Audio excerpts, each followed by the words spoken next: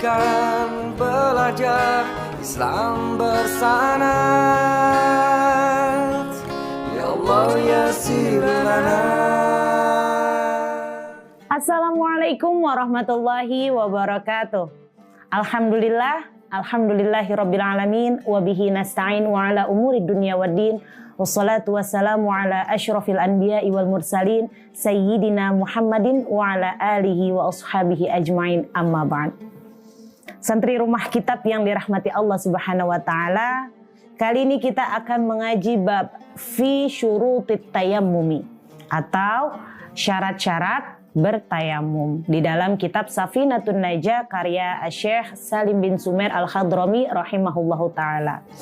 Sebelum memulai mengkaji kitab ini, mari kita hadiahkan surah Al-Fatihah ila hadrati al-mu'allif hadal kitab wa usulihi wa furu'ihi Al-Fatihah. A'udzu billahi minasyaitonir rajim. Bismillahirrahmanirrahim. Alhamdulillahi rabbil alamin arrahmanir rahim maliki yaumiddin iyyaka na'budu wa iyyaka nasta'in ihdinas siratal mustaqim siratal ladzina an'amta 'alaihim ghairil maghdubi 'alaihim waladdallin. Amin. Wa qala al-muallif rahimahullahu ta'ala wa nafa'na bihi wa bi'ulumihi fid dharain amin. Faslun fi syurutit tayammumi. Pasal di dalam syarat-syarat bertayamum. Syurutut tayammumi asyaratun. Syarat-syarat bertayamum ada 10 hal.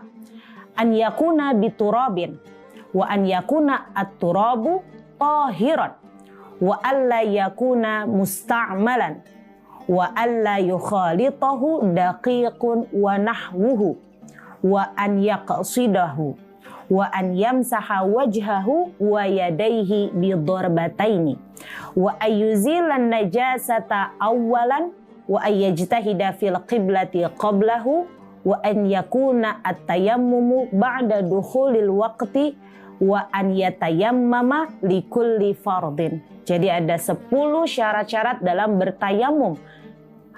Yang pertama ayyakuna biturabin. Kita menggunakan debu. Wa ayyakuna aturabu tahiran. Dan debu yang kita gunakan adalah debu yang suci. Yang ketiga wa alla yakuna musta'malan. Dan debu tersebut belum digunakan sama sekali untuk membersihkan dari hadas-hadas apapun. Yang keempat, wa alla yukhalitahu daqiqun wa nahwuhu, dan dia tidak tercampur sama sekali dengan gandum ataupun dengan beras atau dengan gandum dan sebagainya. Wa ayyaqsidahu, dan juga kita disyaratkan untuk ayyaqsidahu, jadi memang kita itu qasdan, sengaja untuk melakukan tayamum tersebut. Yang keenam, wa ayyamsaha wajhahu wa yadayhi bidorbataini, dan kita disuruh untuk membasuh wajah dan kedua tangan kita dengan 2 pukulan debunya. Wa ayyuzilan najasata awwalan. Yang ketujuh adalah kita sebelumnya telah membersihkan najis terlebih dahulu. Najis baik dari hadas besar ataupun dari hadas sedang. Kita harus membersihkan terlebih dahulu.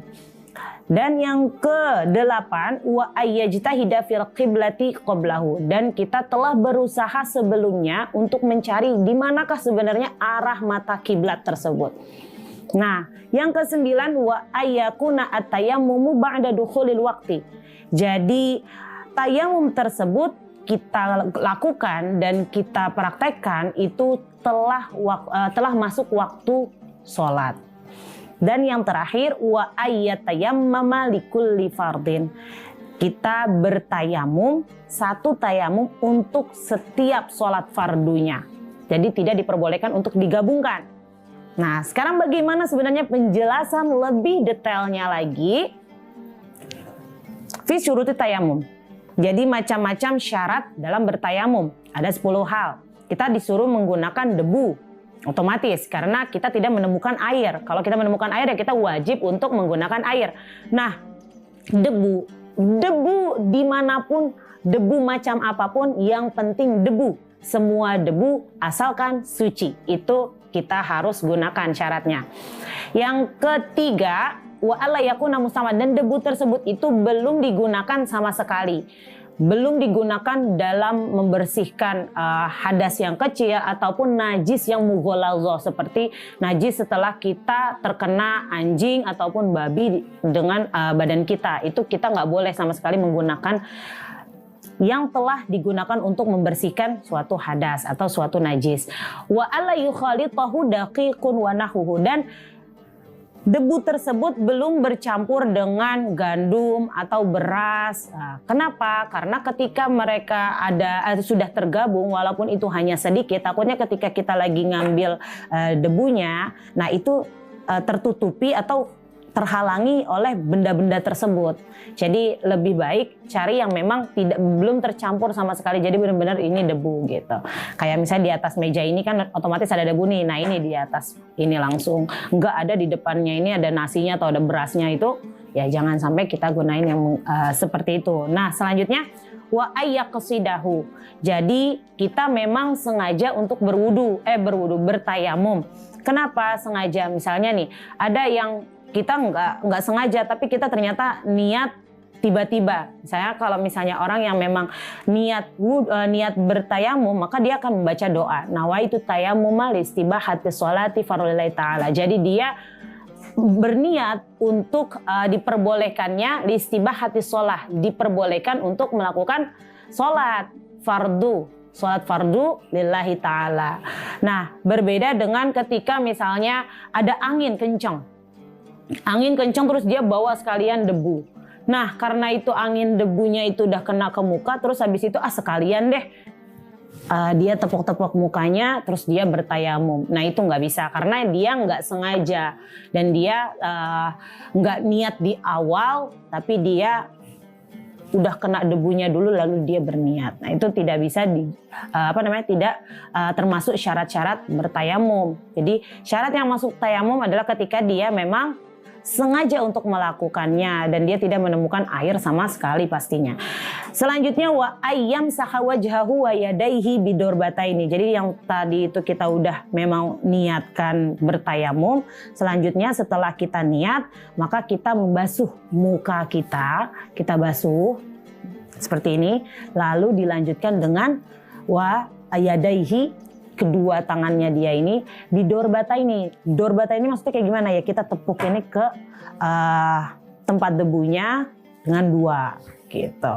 Boleh nggak 1? Boleh nggak 2? Nah di sini arjahnya 2. Jadi kita dengan 2, lalu kita gunain kayak gini. Kita bersihkan dulu, membasuh muka dan kedua telapak tangannya sampai ke siku-siku. Wa ayyuzilan najasata awalan. Nah, ini yang paling penting juga teman-teman. Jadi syarat bertayamum itu kita sebelumnya telah membersihkan najis-najis yang telah mengenai diri kita. Misalnya kita dalam keadaan junub setelah bersenggama, atau kita dalam keadaan haid. Nah, dalam keadaan haid ketika kita telah habis waktunya haid, maka kita kan diwajibkan untuk mandi dulu. Nah, kita itu harus mandi dulu baru kita bisa bertayamum. Bukan kita belum mandi tapi udah selesai nih haidnya, akhirnya kita bertayamum karena mungkin nggak menemukan air. Nggak bisa, karena tayamum di sini dia adalah rukhsah untuk mengganti wudhu, bukan untuk menghilangkan najis sebelumnya gitu. Wa ayyajtahida fil qiblati qablahu, dan ketika dia melakukan tayamum, dia sebelumnya ini sudah berijtihad atau sudah berusaha mencari di manakah sebenarnya arah kiblat. Jangan ketika kita udah bertayamum lalu kita baru bertanya-tanya di mana kiblat sebelumnya. Jangan yang kayak gitu, itu nggak bisa. Tapi yang disyaratkan adalah kita sebelumnya sudah mencari tahu dulu, lalu kita bisa melakukan tayamum dan sholat. Wa ayyakuna atayammumu ba'da dukhulil waqti, dan bertayamum ketika memang sudah masuk waktu sholat. Kenapa sudah masuk waktu sholat? Karena kalau misalnya belum masuk waktu sholat ya berarti kita masih harus bisa berijtihad atau berusaha mencari di mana air gitu.